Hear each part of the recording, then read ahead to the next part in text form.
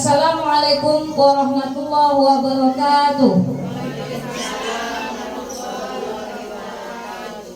Salam sejahtera buat kita semua. Yang terhormat Bapak Muhtarudin SPD selaku Kepala SDN 027 Sintong atau yang mewakili. Yang saya hormati ibu-ibu hebat dari SDN 027 Sintong. Alhamdulillahirabbil alamin wassalatu wassalamu asyrofil anbiya'i wal mursalin wa ala alihi wa sahbihi rasulillahi ajma'in. Puji beserta syukur marilah kita panjatkan kehadirat Allah Subhanahu wa taala, yang mana pada hari ini kita masih diberi kesempatan dan kesehatan untuk bisa mengikuti diseminasi menyebarkan pemahaman dan penerapan pengalaman budaya positif di gedung SDN 027. Salawat berangkaikan salam tidak lupa kita hadiahkan kepada junjungan kita Nabi besar Muhammad SAW dengan ucapan Allahumma sholli ala sayyidina Muhammad wa ala ali sayyidina Muhammad. Assalamualaikum ya Rasulullah. Perkenankan saya untuk menyampaikan susunan acara pada kegiatan hari ini. Yang pertama adalah pembukaan, yang kedua menyanyikan lagu Indonesia Raya, yang ketiga sambutan dari kepala sekolah atau yang mewakili, yang keempat pemaparan materi oleh CGP kita Ibu Elpianti SPD, yang kelima sesi tanya jawab, dan yang keenam penutup. Selanjutnya marilah kita buka acara kita dengan membacakan basmalah. Bismillahirrahmanirrahim. Acara berikutnya menyanyikan lagu Indonesia Raya. Hadirin dimohon berdiri.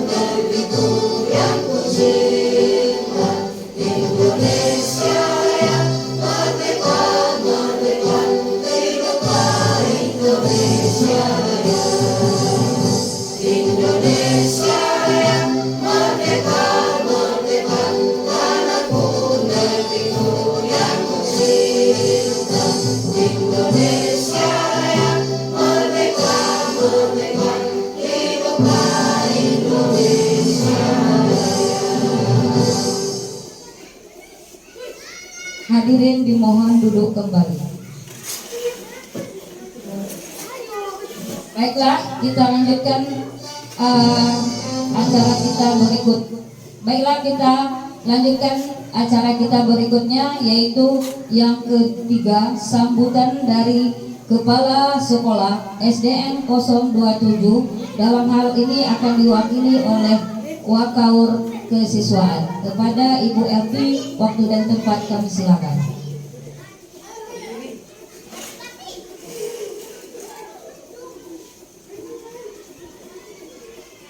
Bismillahirrahmanirrahim.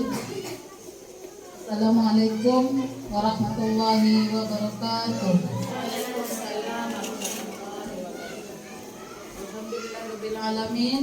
Wassalatu wassalamu ala asrofil anbiya'i wal mursalin wa ala alihi wa sahbihi ajmain. Yang saya hormati seluruh majelis guru SD Negeri 07 Sintong yang hadir pada hari ini di dalam ruangan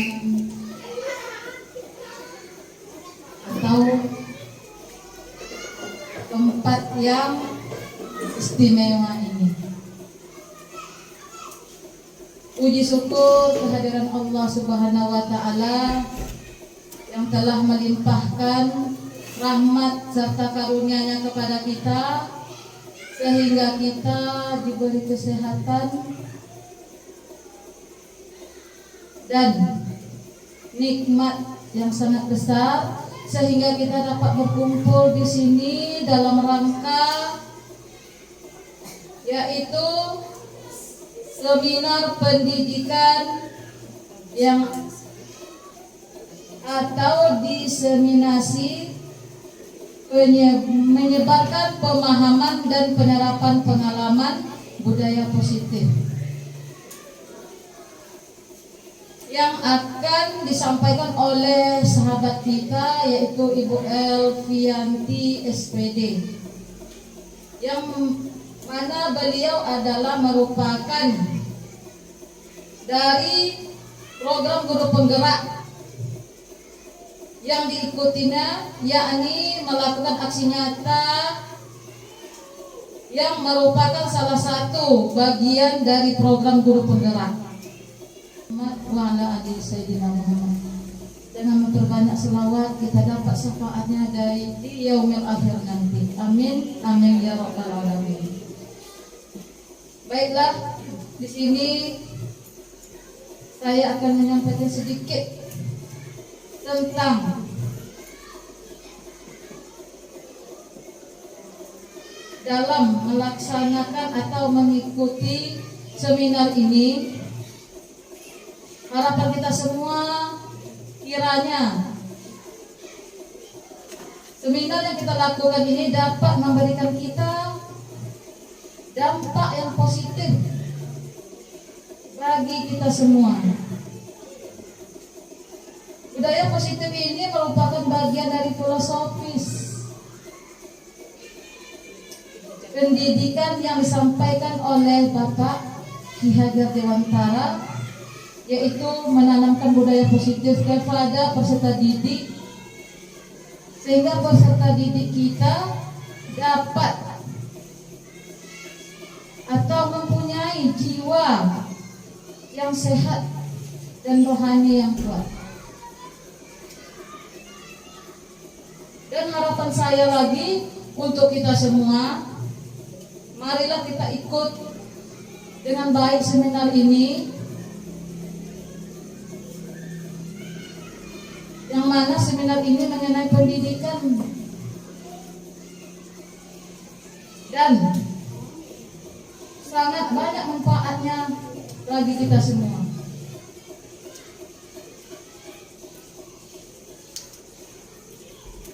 Dan harapan saya semua yang kita laksanakan pada pagi hari ini kita akan dapat ilmunya. Dan ilmu ini nanti kita akan terapkan kepada anak didik kita semuanya di sekolah kita masing-masing atau di kelas kita masing-masing. Dan saya berharap semua guru dapat termotivasi dengan adanya seminar ini.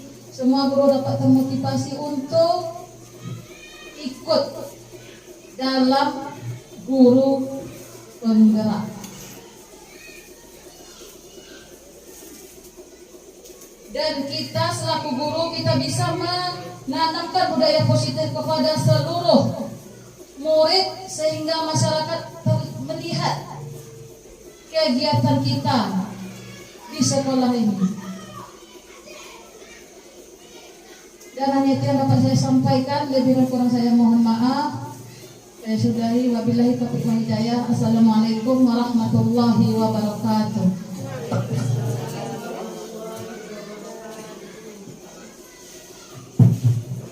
Terima kasih kepada Ibu Elvi yang sudah menyampaikan sebagai perwakilan dari Kepala Sekolah SDN 027 Tintong. Kita masuki acara yang berikutnya, yaitu pemaparan materi oleh CGP kita, Ibu Elvianti, tentang pemaparan diseminasi menyebarkan pemahaman dan penerapan pengalaman budaya positif. Waktu dan tempat kami silakan. Terima kasih kepada moderator Ibu Hermalinda.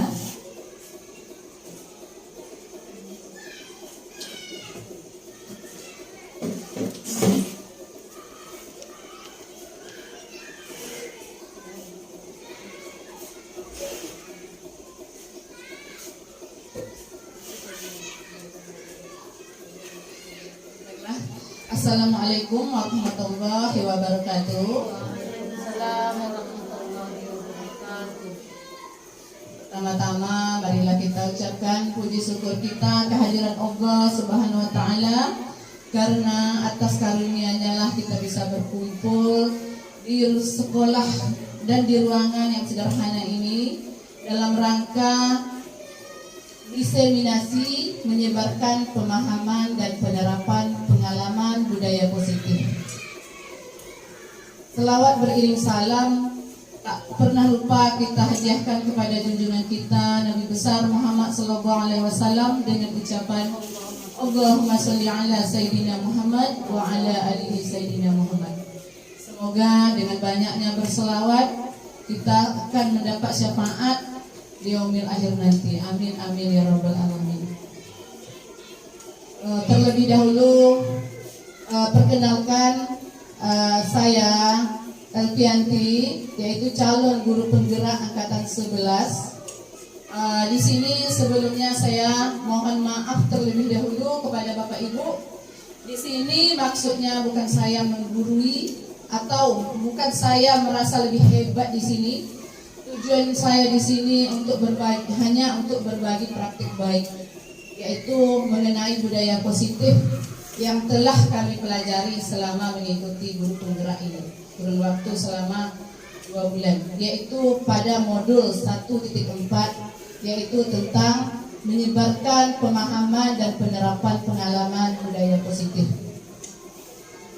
Baiklah Bapak Ibu, di sini sebelum saya memaparkan materi, kita ice breaking dulu ya, supaya konsentrasi sedikit mengenai materi kita hari ini.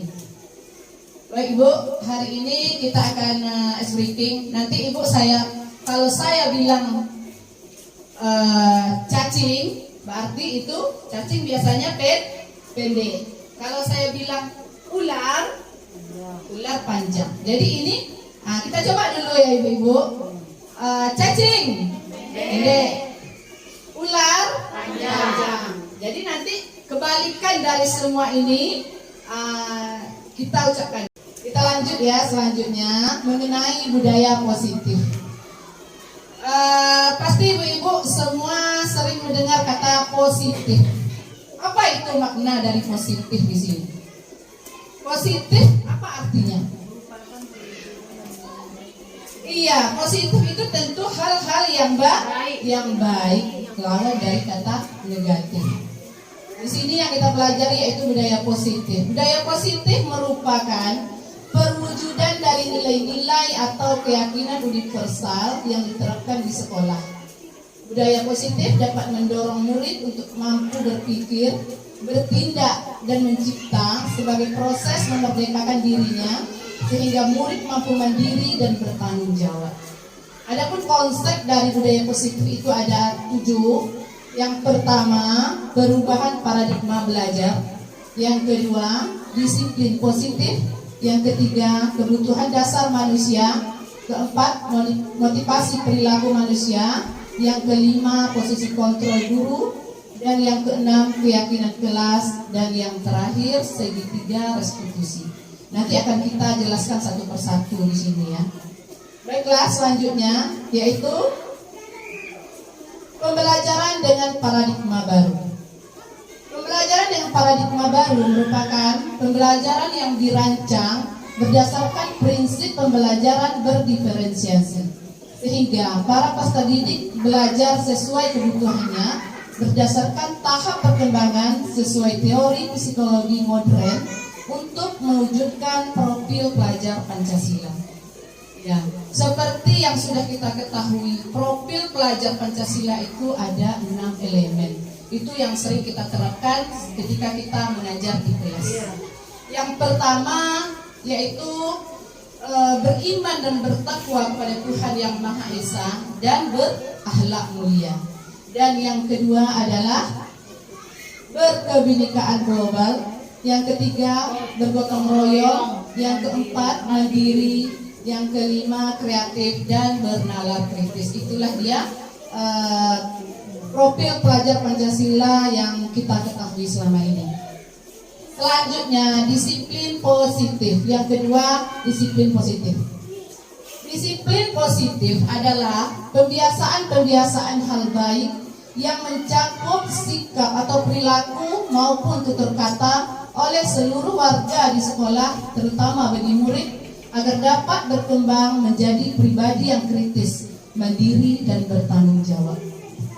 Sebagai pendidik, tujuan kita adalah menciptakan peserta didik yang memiliki disiplin diri sehingga mereka berperilaku mengacu kepada nilai-nilai kebajikan universal dan memiliki motivasi dalam diri menuju perubahan perilaku ke arah yang lebih baik.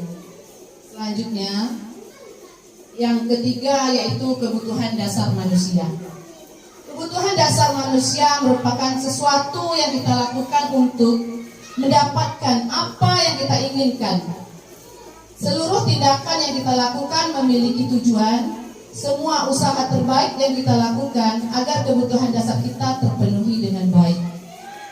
Dan yang keempat, masih kebutuhan dasar manusia. Sedangkan kebutuhan dasar manusia itu ada 5. Kebutuhan dasar terkait mengenai bertahan hidup. Bertahan hidup ini termasuk makanan, pakaian, tempat tinggal, keamanan, dan kesehatan. Selanjutnya kebutuhan dasar kasih sayang dan rasa diterima. Jadi seorang siswa itu termasuk dia mempunyai rasa diterima, memiliki rasa diterima, dipedulikan, berbagi, kerjasama, dan menjadi bagian dalam kelompok. Kebutuhan dasar yang ketiga, penguasaan. Harga diri, keinginan untuk dianggap, memimpin, berprestasi, diakui, dan didengar. Selanjutnya kebutuhan dasar yang keempat, kebebasan. Di sini termasuk ke dalam mandiri, memiliki pilihan, mencoba hal baru, dan mampu mengendalikan arah dirinya. Dan yang kelima, kesenangan. Kesenangan di sini termasuk ke dalam bermain, humor, antusias, dan tertawa. Kebutuhan dasar manusia yang di sini ada 3, yaitu termasuk hukuman. Hukuman, yang kedua konsekuensi, dan yang ketiga restitusi. Hukuman seperti tidak terencana atau tiba-tiba. Kita biasanya sering melakukan hukuman kepada murid kita. Sebenarnya hukuman itu tidak boleh dilakukan, ibu-ibu. Tidak boleh dilakukan. Yang kedua, murid tidak tahu apa yang akan terjadi. Yang ketiga, bersifat satu arah. Dan yang keempat, berupa hukuman fisik atau psikis. Itu dia termasuk ke dalam hukuman. Yang termasuk ke dalam konsekuensi, yaitu terencana atau disepakati sesuai peraturan. Yang kedua, murid tetap dibuat tidak nyaman. Dan yang ketiga, sikap guru selalu memonitor murid. Yang ketiga, kebutuhan dasar manusia yaitu restitusi. Restitusi itu adalah proses menciptakan kondisi bagi murid untuk memperbaiki kesalahan. Yang kedua, proses kolaboratif yang mengajarkan murid untuk mencari solusi sendiri. Jadi itulah dia kebutuhan dasar manusia. Di sini ada yang kelima, yaitu tadi posisi kontrol guru. Kita di sini memiliki posisi kontrol guru. Nah, itu ada 5. Yang pertama, kita sebagai guru, sebagai penghukum. Posisi kontrol kita sebagai penghukum. Yang kedua, posisi kontrol kita sebagai pembuat merasa bersalah. Yang ketiga, posisi kontrol kita sebagai teman. Dan yang keempat, posisi kontrol kita sebagai pemantau dan ibu-ibu. Nah, jadi itulah yang kita lakukan dalam setiap hari. Ada kita melakukan nantinya posisi kontrol sebagai penghukum. Mungkin juga kita semua pernah melakukan posisi kontrol sebagai pemantau, sebagai teman, pasti kita pernah melakukan sebelumnya. Nah, jadi selanjutnya ini adalah contoh posisi kontrol penghukum. Ini dia jenisnya. Kalau kita memiliki posisi kontrol penghukum, nada suara kita tinggi, bahasa tubuh kita mata melotot, jari menunjuk-nunjuk, menghardik, itu adalah posisi kontrol kita sebagai penghukum. Ini kalimatnya, seperti ini kalimatnya. Terlambat lagi, pasti terlambat lagi, selalu datang terlambat. Kapan kamu bisa datang tepat waktu? Nah, itu adalah nada-nada posisi kontrol menghukum. Itu dia. Bagaimana perasaan murid bila kita berkata seperti itu kepada murid? Tentu kemungkinan murid marah dan mendendam karena mendengar kata-kata kita tadi. Mendendam atau bersifat agresif. Bisa jadi sesudah kembali duduk, murid tersebut akan mencoret-coret bukunya atau meja tulisnya. Lebih buruknya lagi, sepulang sekolah, murid melihat motor atau mobil bapak ibu guru akan menggores kendaraan tersebut dengan paku atau benda tajam lainnya. Itu dia adalah contoh dari posisi kontrol penghukum. Selanjutnya, posisi kontrol yang kedua yaitu posisi kontrol pembuat merasa bersalah. Pembuat merasa bersalah. Kalau pembuat rasa bersalah ini nada suaranya memelas, halus atau sedih, sedangkan bahasa tubuh kita sebagai posisi kontrol pembuat rasa bersalah ini merapat pada anak dan lesu. Itu dia yang kedua. Adapun kalimatnya seperti ini. Adi, kamu ini bagaimana ya? Kamu sudah berjanji dengan ibu tidak akan terlambat lagi. Kamu kenapa ya senang sekali mengecewakan ibu? Ibu benar-benar kecewa sekali. Jadi itu kata-kata kita. Bagaimana perasaan murid jika dia mendengar hal itu dari murid kita? Ucapan itu dari murid kita. Jadi kalau kita memiliki posisi kontrol pembuat merasa bersalah, maka murid kita akan merasa bersalah. Dia sangat merasa bersalah. Bersalah telah mengecewakan ibu atau bapak gurunya. Murid akan merasa menjadi orang yang gagal dan tidak sanggup membahagiakan orang lain. Kadangkala sikap seperti ini lebih berbahaya dari sikap penghukum. Jadi dia berpikir sendiri. Karena emosi akan tertanam rapat di dalam. Murid menahan perasaan, tidak seperti murid dalam dengan guru penghukum, di mana murid bisa menumpahkan amarahnya walaupun dengan cara negatif, yaitu seperti menggores-gores sepeda motor gurunya tadi. Murid tertekan, seperti inilah yang tiba-tiba bisa meletus amarahnya dan bisa menyakiti diri sendiri atau orang lain.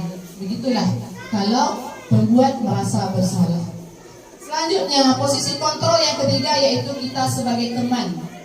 Kita sebagai teman, nada suaranya ramah, akrab dan bercanda. Sedangkan bahasa tubuh merapat pada murid, mata dan senyum jenaka. Kalimatnya seperti, Adi, ayolah, bagaimana sih kamu? Kemarin kamu sudah janji ke bapak, bukan? Kenapa terlambat lagi? Sambil tertawa. Ya, sudah tidak apa-apa. Duduk dulu sana. Nanti Pak Guru bantu kamu. Kamu ini sambil senyum-senyum. Jadi kalau kita bicara seperti itu, kita ibaratkan seorang teman bagi murid kita. Jadi hasil yang dirasakan oleh murid kita senang dan akrab dengan guru. Ini termasuk dampak positifnya. Ada dampak negatifnya kalau kita menganggap murid kita itu teman. Dampak negatifnya, murid menjadi tergantung terus sama kita. Tergantung terus, bila ada masalah, dia merasa bisa mengandalkan guru tersebut untuk membantunya. Akibat lain dari posisi teman ini adalah Adi hanya akan berbuat salah sesuatu bila yang menyuruh adalah guru tersebut, dan belum tentu berlaku dengan sama guru lain. Umpamanya dia hanya mendengar gurunya di dalam kelasnya saja, tetapi guru lain tidak didengarkannya. Berarti dia tidak menghargai guru lain, dia hanya menghargai gurunya di dalam kelasnya saja. Itu adalah posisi kontrol kita sebagai guru, yaitu sebagai teman. Yang selanjutnya, posisi kontrol guru sebagai pemantau. Nada suara datar, bahasa tubuh yang formal. Seperti kalimatnya, Adi, tahukah kamu jam berapa kita memulai? Tahu Pak, kamu terlambat 15 menit. Apakah kamu sudah mengerti konsekuensinya yang harus dilakukan bila terlambat? Paham Pak, saya harus tinggal kelas pada jam istirahat nanti dan mengerjakan tugas ketinggalan saya. Bagaimana perasaan murid? Jawaban gurunya, ya benar. Nanti pada saat jam istirahat kamu harus tinggal di kelas untuk menyelesaikan tugas yang tertinggal tadi. Jadi kalau begini, kalau guru sebagai pemantau, hasilnya murid memahami konsekuensi yang harus dijalankan karena telah melanggar salah satu peraturan sekolah. Guru tidak menunjukkan suatu emosi yang berlebihan, menjadi marah atau membuat merasa berbuat bersalah. Murid tetap dibuat tidak nyaman, yaitu dengan harus tinggal di kelas pada waktu jam istirahat dan mengerjakan tugas. Guru tetap harus memantau murid pada saat mengerjakan tugas dan tidak bisa ditinggal sendirian di dalam kelas. Selanjutnya, posisi kontrol sebagai akan memperbaiki masalah ini. Saya bisa menanyakan ke teman saya, Pak, untuk mengerjakan tugas yang tertinggal. Baik, itu bisa dilakukan. Apakah besok akan ada masalah untuk kamu agar bisa hadir tepat waktu ke sekolah? Tidak Pak, saya bisa hadir tepat waktu Pak. Baik, saya hargai usahamu untuk memperbaiki diri. Jadi, bagaimana perasaan murid kalau kita perlakukan seperti ini? Posisi kontrol manajer ini. Posisi kontrol manajer, maka suara guru sebaiknya tulus, tidak perlu marah, tidak perlu meninggikan suara, apalagi menunjuk-nunjuk jari ke arah murid, berkacak pinggang atau bersikap seolah-olah menyesal, tampak sedih sekali akan perbuatan murid ataupun bersenda gurau menempatkan diri sebagai teman. Jadi murid di sini fokus ada pada murid, bukan untuk membahagiakan guru atau orang tua. Murid sudah mengetahui adanya suatu masalah dan sesuatu perlu terjadi. Bila guru mengambil posisi pemantau, guru akan melihat apa. Jika guru mengambil posisi manajer, guru akan melihat apa konsekuensinya, apa peraturannya. Namun, pada posisi manajer, guru akan mengembalikan tanggung jawab pada murid untuk mencari jalan keluar permasalahannya, tentu dengan bimbingan guru. Jadi, yang disarankan di sini kita adalah sebagai posisi kontrol manajer. Manajer yang paling bagus kita terapkan di dalam kelas. Kita bertanya kepada murid apa permasalahan yang dialami murid yang sebenarnya, bukan sebagai penghukum. Selanjutnya, dari penjelasan saya, kita akan buktikan posisi kontrol apakah aku dengan kalimat seperti ini. Saya kecewa sekali dengan kamu. Coba ibu-ibu perhatikan posisi kontrol apakah kita. Kalau kalimat kita seperti ini, saya kecewa sekali dengan kamu, termasuk posisi kontrol sebagai pembuat rasa bersalah, karena kita merasa kecewa dengan kelakuan peserta didik kita. Jadi adalah kita memiliki posisi kontrol pembuat rasa bersalah. Selanjutnya yang ketiga, yang kedua, posisi kontrol apakah aku jika kalimatnya seperti ini, kamu tidak pernah benar melakukannya. Sekarang silakan kamu keliling lapangan 3 kali. Iya, kita termasuk posisi kontrol sebagai penghukum, karena kita selalu menghukum anak jika anak bersalah. Selanjutnya, yang ketiga, posisi kontrol apakah aku? Kira-kira bagaimana kamu akan memperbaiki masalah ini? Nah, termasuk posisi kontrol apakah kita di sini dengan kalimat seperti ini?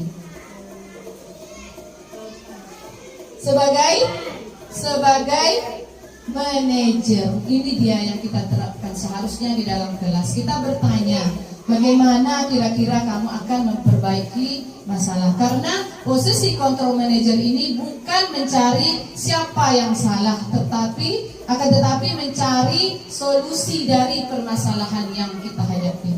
Itulah dia posisi kontrol manajer.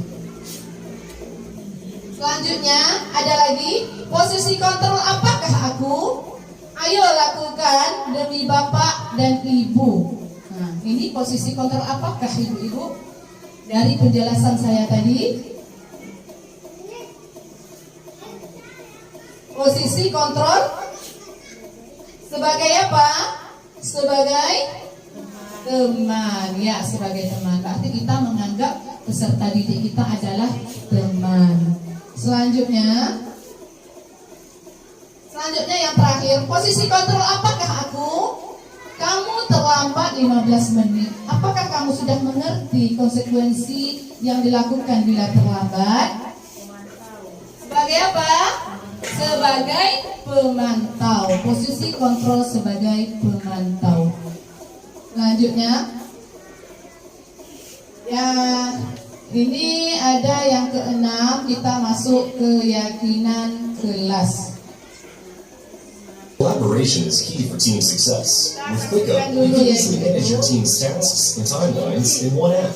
Using our Gantt chart feature, you can map out your team's tasks.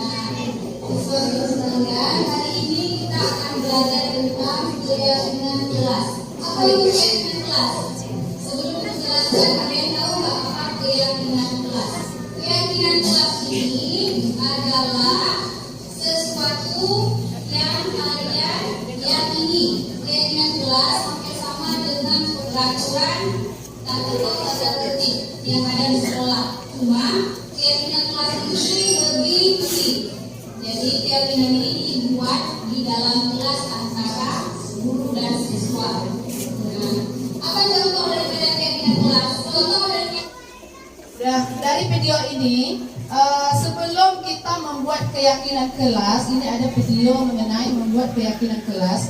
Sebelum kita membuat keyakinan kelas, kita jelaskan terlebih dahulu kepada peserta didik kita di dalam kelas apa itu keyakinan kelas. Jadi sebelumnya kita jelaskan, keyakinan kelas merupakan kesepakatan kelas yang diyakini bersama guru dan murid dengan harapan dapat meningkatkan kedisiplinan murid. Keyakinan kelas berupa pernyataan universal dibuat dalam bentuk positif dan bersifat abstrak. Keyakinan kelas hendaknya tidak terlalu banyak sehingga mudah diingat dan dipahami. Semua warga kelas positif, tidak boleh mengarah ke arah negatif. Kita saksikan kembali lanjutan video dari membuat keyakinan kelas. Ada keyakinan kelas seperti masuk ke kelas tepat waktu. Nah, kita meyakini kita masuk kelas tepat waktu. Contohnya apa? Saling menghargai dan menghormati sesama teman. Kemudian menghormati guru. Selanjutnya apa? Jangan membuang sampah sembarangan. Tidak makan di kelas ketika jam pelajaran berlangsung. Namun keyakinan kelas ini menggunakan kalimat positif. Jangan membuang sampah, kita disepakati dengan jagalah kebersihan. Yang keduanya kita membuat kegiatan kelas supaya kalian bisa meyakini, kalian bisa bertanggung jawab atas kalimat-kalimat yang kalian buat. Jadi hari ini kita akan membuat kegiatan kelas. Jadi setiap siswa kalian masing-masing membuat satu kata, satu kalimat. Seperti contoh nah, ibu punya kertas ini. Nah, dikembalikan kepada kalian masing-masing. Nanti kalian tempelkan di sini. Ini ibu kalian membuat sebuah papan kegiatan kelas.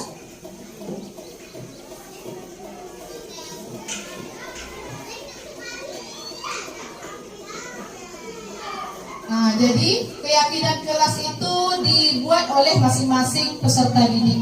Jadi nanti setelah dibuat oleh masing-masing peserta didik ditempelkan ke papan tulis, lalu seorang guru di kelas mengambil mana-mana yang penting.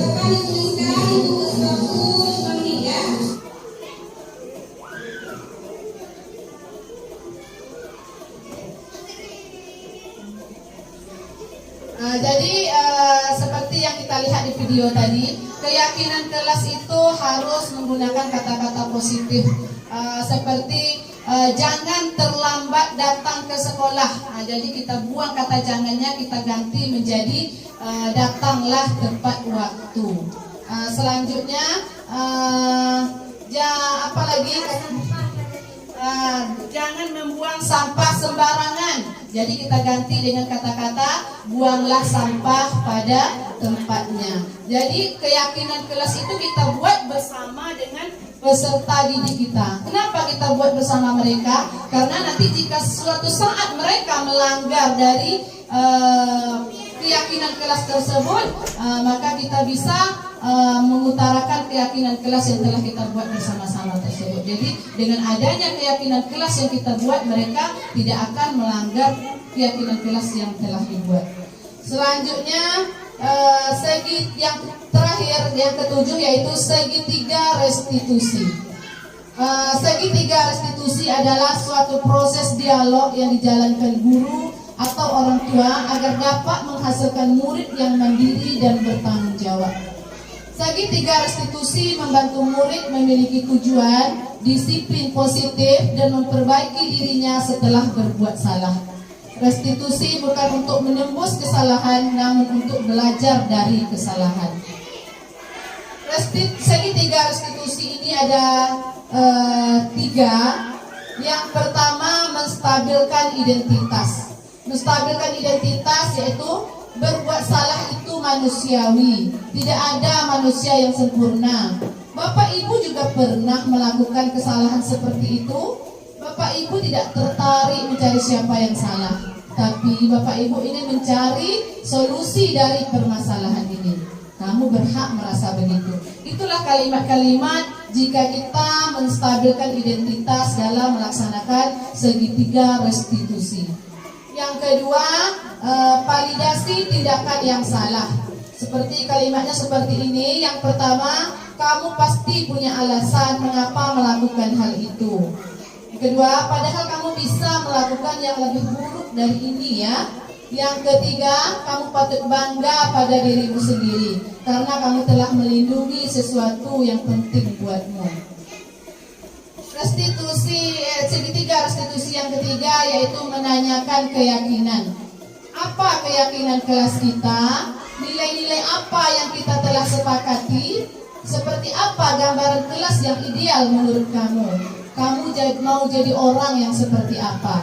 Nah, itulah dia kalimat-kalimat yang ditanyakan di dalam segitiga restitusi.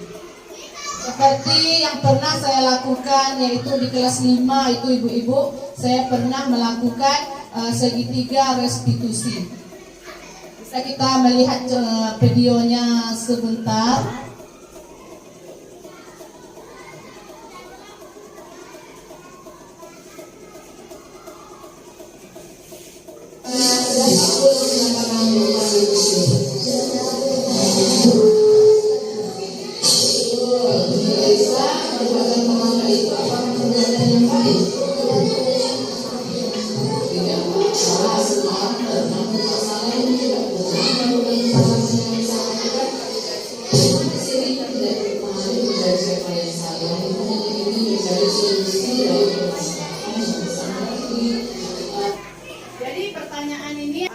pertanyaan saya kepada kelas 5 ini,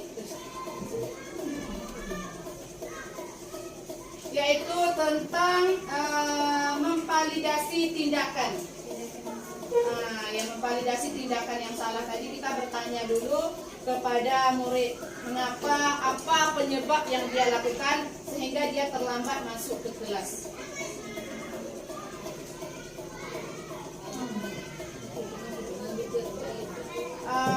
Selanjutnya, Tadi bisa ceritakan alasan Lisa untuk terlambat masuk kelas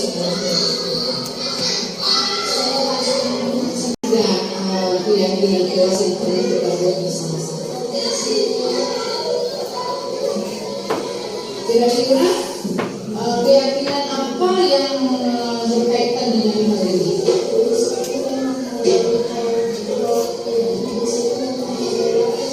Dengar sekali. Jadi selanjutnya Lisa ingin menjadi guru yang seperti apa?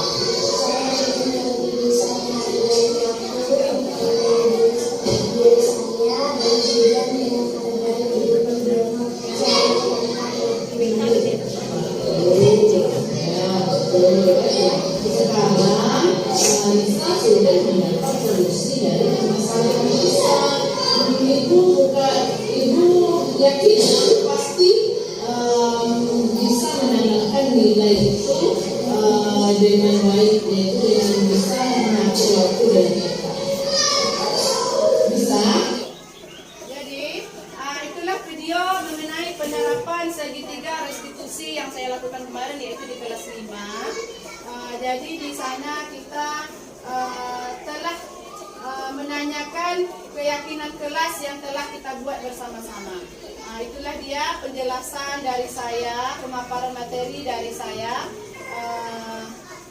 tentang budaya positif. Jadi dari penjelasan saya tadi, ibu-ibu, apakah ada yang mau ditanyakan atau yang saya kembalikan kepada moderator. Oke, terima kasih kepada Ibu Elvianti, Ibu CGP kita angkatan 11, kasih tepuk tangan. Baik, kita lanjutkan sesi yang berikutnya, yaitu tanya jawab. Bagi ibu-ibu yang ingin bertanya, kami persilakan. Iya, silakan Ibu Elvi.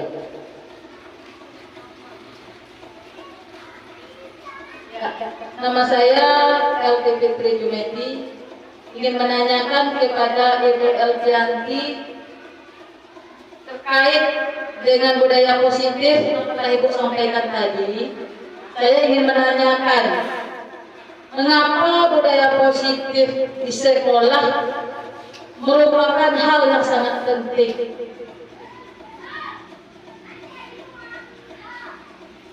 Oke, terima kasih Ibu Elvi pertanyaannya. Ada lagi yang mau bertanya sebelum dijawab oleh CGP kita? Ada? Oke. Nama saya Dasmina.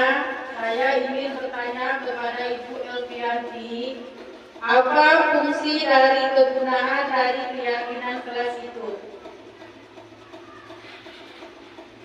Oke, baik, ada dua pertanyaan yang ditanyakan kepada CGP kita. Yang pertama, pertanyaan dari Ibu Elvi mengenai budaya positif. Mengapa kita harus menerapkan budaya positif di sekolah kita?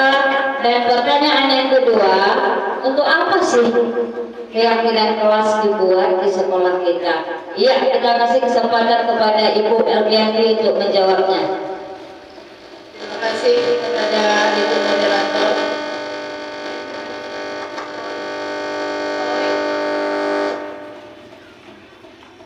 Baiklah, saya akan mencoba menjawab pertanyaan dari Ibu Elvi Fitri Jumedi yang pertanyaannya yaitu mengapa budaya positif itu penting. Seperti yang sudah saya jelaskan tadi, Ibu, budaya positif itu sangat penting kita terapkan di dalam sekolah kita, terutama di kelas kita masing-masing. Karena budaya positif itu adalah berkontribusi pada kesejahteraan seluruh komunitas sekolah.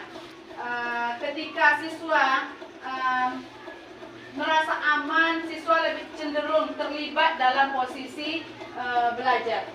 Siswa akan menunjukkan prestasinya jika kita selalu menerapkan budaya positif. Sedangkan bagi guru, jika kita menerapkan budaya positif, kita akan bekerja dalam lingkungan yang mendukung, akan lebih termotivasi, produktif, dan mampu memberikan pelajaran yang berkualitas kepada peserta didik kita. Secara keseluruhan, budaya positif itu adalah meningkatkan kepuasan dan keberhasilan bagi semua komunitas sekolah. Dan soal yang kedua tadi, pertanyaan yang kedua yaitu apa fungsi dan dari keyakinan kelas yang ditanyakan oleh Ibu Deslina tadi.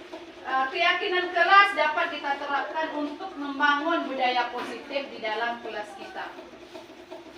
Dengan adanya keyakinan kelas di setiap kelas, diharapkan mampu mewujudkan tujuan dari pendidikan itu yang sebenarnya, yang lebih berorientasi kepada nilai-nilai luhur Pancasila, yaitu yang telah kita ketahui profil pelajar Pancasila itu ada 6 elemen, yaitu yang pertama beriman dan bertakwa kepada Tuhan yang Maha Esa dan berakhlak mulia. Yang kedua berkebinekaan global. Yang ketiga mandiri, bernalar kritis, bergotong royong dan kreatif seperti yang kita laksanakan selama ini. Selanjutnya saya serahkan kepada moderator. Ya, terima kasih kepada Ibu Elvi yang sudah menjawab pertanyaan. Apakah ada pertanyaan yang lain? Baiklah, kalau tidak ada pertanyaan yang lain, kita lanjutkan kegiatan kita yang berikutnya, yaitu kesimpulan. Dari pemaparan materi dan juga hasil dari diskusi tanya jawab kita, dapat kita simpulkan bahwa disiplin positif wajib kita terapkan di sekolah kita masing-masing dengan adanya beberapa nilai yang harus kita terapkan. Yang pertama, nilai kebajikan, kebutuhan dasar manusia, 5 posisi kontrol, dan keyakinan kelas serta segitiga restitusi. Ya, terima kasih kepada Ibu Elvi yang sudah menjawab pertanyaan. Apakah ada pertanyaan yang lain? Baiklah, kalau tidak ada pertanyaan yang lain, kita lanjutkan kegiatan kita yang berikutnya, yaitu kesimpulan. Dari pemaparan materi dan juga hasil dari diskusi tanya jawab kita, dapat kita simpulkan bahwa disiplin positif wajib kita terapkan di sekolah kita masing-masing dengan adanya beberapa nilai yang harus kita terapkan. Yang pertama, nilai kebajikan, kebutuhan dasar manusia, 5 posisi kontrol, dan keyakinan kelas serta segitiga restitusi. Demikianlah yang dapat kami sampaikan sebagai moderator. Saya mohon maaf jika ada kesalahan. Saya akhiri dengan bila taufik wa hidayah. Wassalamualaikum warahmatullahi wabarakatuh. Waalaikumsalam warahmatullahi wabarakatuh. Saya Salma SPD, salah satu guru SDN 027 Sintong, yaitu rekan dari Ibu Elpianti. Menurut saya, dari apa yang telah dipaparkan Bu Elpianti mengenai budaya positif itu sangat bagus untuk diterapkan di sekolah kami, terutama mengenai disiplin positif untuk siswa. Karena masih banyak siswa di saat ini yang mereka itu disiplin. Akan tetapi disiplinnya itu hanyalah faktor ekstrinsik, bukan faktor intrinsik. Dalam artian bukan dari dalam diri siswa tersebut. Kalau bagi guru, kami juga merasakan senang dengan adanya diseminisasi ini. Karena kita jadi tahu bagaimana kita memposisikan diri kita sebagai guru. Apakah kita sebagai pemberi hukuman atau kita sebagai pemantau. Ataupun itu sebagai pembuat rasa bersalah. Atau sebagai manajer. Nah, semoga dengan adanya diseminisasi ini bisa kita terapkan bersama-sama di lingkungan sekolah. Di lingkungan sekolah kita ini untuk membentuk siswa yang berkarakter sesuai dengan profil Pancasila, yaitu sesuai dengan kurikulum kita sekarang. Hanya itulah yang dapat saya sampaikan. Jika ada salah kata, saya mohon maaf. Saya sudahi dengan wabillahi taufiq wal hidayah. Assalamualaikum warahmatullahi wabarakatuh. Terima kasih.